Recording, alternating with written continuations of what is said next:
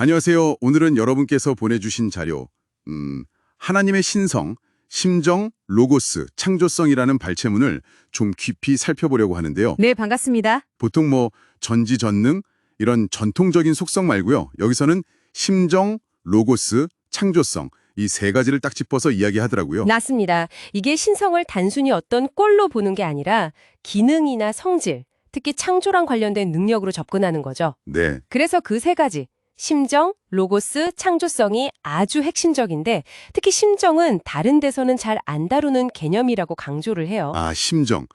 그게 좀 독특한가 보네요. 그럼 첫 번째 개념, 심정부터 한번 볼까요? 네, 그러시죠. 자료를 보니까 사랑을 통해서 기쁨을 얻으려고 하는 정적인 충동, 이렇게 정의가 되어 있어요. 이게 좀 와닿으면서도 어려운데요. 네, 그렇죠. 여기서 정적인 충동이라는 게 뭐랄까, 의지 같은 걸로 누르기 힘든 아주 근원적인 소원, 그런 걸 의미해요. 근원적인 소원? 네, 인간이 기쁨을 막 추구하잖아요. 그 본능이 바로 이 심정에서 왔다고 보는 거죠. 그렇군요. 근데 이제 타락 때문에 원래 있던 사랑의 측면은 좀 약해지고 그냥 자기 기쁨만 쫓는 충동만 남았다. 뭐 이렇게 분석을 하고요. 하나님의 심정은 이것보다 훨씬 강하고 그 사랑하려는 충동 자체가 기쁨을 얻으려는 충동보다 더 근본적이라고 봐요. 와, 사랑하려는 충동이 더 근본적이다. 네, 그래서 나오는 게 그 심정동기설이라는 건데요.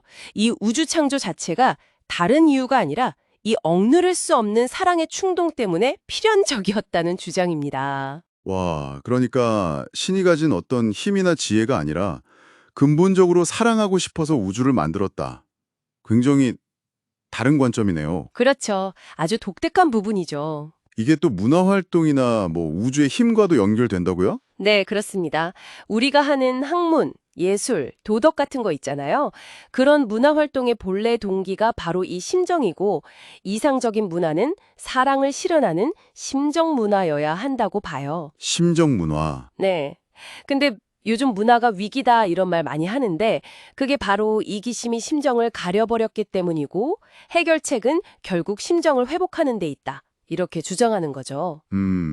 더 나아가면 이 심정에서 나오는 힘이 우주 만물을 서로 끌어당기고 연결하는 근본적인 힘, 원력의 바탕이 된다고까지 설명해요. 원력?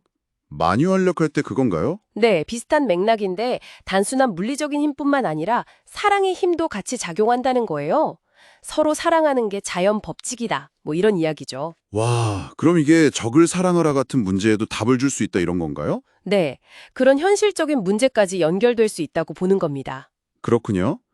이 심정이라는 사랑의 동력이 그럼 구체적으로 어떻게 창조 계획으로 이어지는지 여기서 이제 로고스가 나오는 거겠죠? 네, 맞습니다. 로고스, 보통 우리가 말씀이라고 많이 알잖아요. 네네. 근데 여기서는 그 의미를 넘어서 이법이라고 설명을 해요.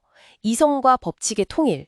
이법, 이성과 법칙의 통일이요. 그건 좀 더 설명이 필요할 것 같은데요. 네, 그러니까 하나님의 창조 계획, 일종의 설계도라고 보시면 되는데 핵심은 이거예요.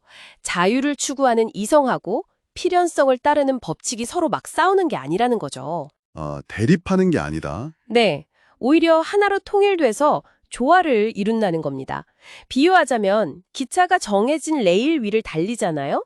그건 법칙성이죠. 그렇죠. 근데 그 위에서 속도를 조절하거나 멈추거나 하는 건 자유잖아요. 이성적인 측면이죠. 이런 식으로 같이 작용한다는 거예요. 아하, 기차 비유가 재밌네요. 그럼 모든 존재 안에 이 이성과 법칙이 같이 들어있다는 건가요? 네, 다만 정도의 차이는 있죠.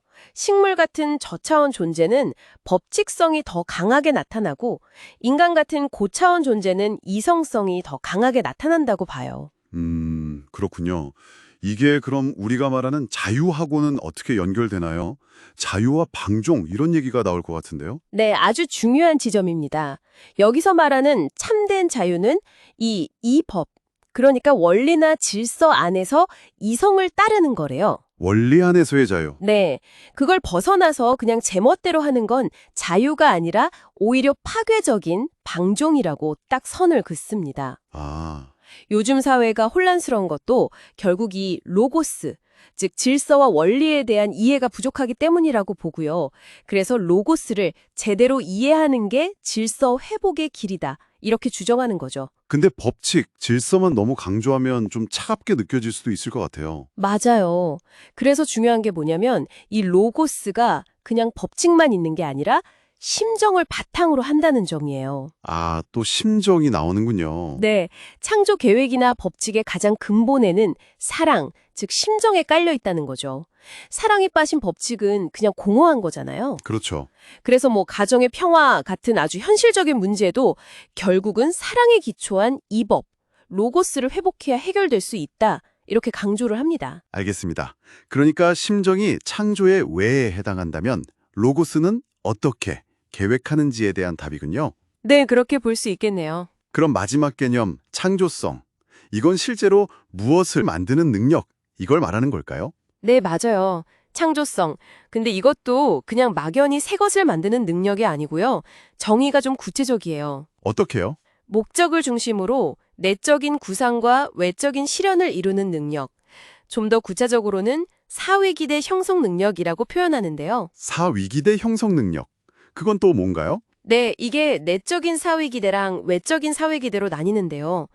내적인 건 머릿속으로 구상하는 것, 즉 로고스를 형성하는 거고요. 아, 로고스 형성? 외적인 건 그 구상대로 실제로 만물을 만들어내는 걸 의미합니다. 아하.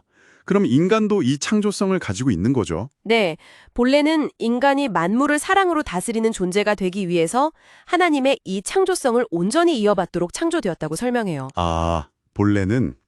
그럼 지금은 그렇지 못하다는 뜻인가요? 여기서 그 책임 분담 이야기가 나오나요? 네, 맞습니다. 인간에게는 다른 만물과 달리 영적으로 성장해야 하는 과제, 즉 책임 분담이 주어졌다고 봐요. 책임 분담. 네, 스스로 하나님을 믿고 사랑을 실천하면서 자신의 성장을 완성해야 하는 거죠. 그래야 창조성을 완전히 물려받아서 만물의 주관자가 될 수 있었다는 거예요. 아하. 그런데 그런데 아담과 해와가 그 책임 분담을 다하지 못하고 타락했기 때문에 창조성을 온전히 받지 못하고 불완전하게 이어받게 되었다, 이렇게 설명을 합니다. 결국 그 책임 완수 여부가 창조성을 제대로 받느냐 마느냐의 열쇠였다는 거네요. 그렇죠. 인간에게 주어진 자유의지이자 책임이었던 거죠. 만약에 타락하지 않고 그 창조성을 온전히 이어받았다면 우리 문명은 어떻게 됐을 거라고 보나요, 이 자료에서는? 그랬다면 지금과는 완전히 달랐을 거라고 봐요. 정치, 경제, 과학, 예술 같은 모든 인간 활동이 그 심정, 즉 사랑을 동기로 하는 창조적인 활동이 되었을 거라는 거죠. 아, 그래서 심정 문화, 이런 이상적인 문화를 이루었을 거라고 봅니다. 그렇군요. 그럼 지금 우리 문화의 여러 문제들, 그 위기의 근본 원인도 결국 타락으로 인한 이기심으로 보는 거네요. 네, 그렇게 진단하고 있습니다. 그래서 해결책도 결국은 다시 하나님의 사랑, 그 심정을 중심으로 모든 활동을 재편성하는 것밖에는 없다고 주장해요. 이게 뭐 자본주의나 공산주의 같은 기존 이념과는 다른 새로운 문화를 창조하는 길이라고까지 제시하고 있습니다. 네, 오늘 이렇게 하나님의 신성을 심정, 로고스, 창조성이라는 세 가지 독특한 틀로 풀어낸 자료를 쭉 살펴봤습니다. 사랑의 충동으로서의 심정, 또 이성과 법칙이 하나 된 로고스, 그리고 목적을 갖고 실현하는 능력인 창조성, 이 모든 것의 뿌리에 사랑이 있다는 점이 참 인상 깊게 다가오네요. 그렇습니다.